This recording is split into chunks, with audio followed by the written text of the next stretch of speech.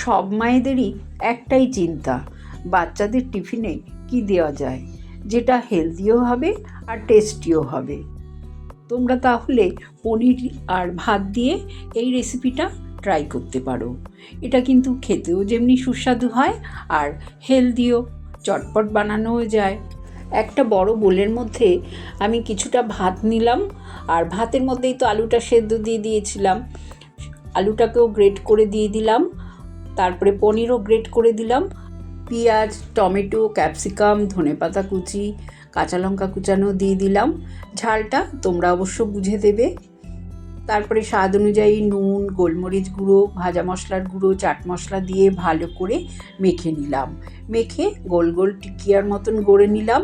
এবার আমি ননস্টিকের একটা তাওয়া বসিয়ে দিলাম, তাতে বাটার গরম করে নিলাম।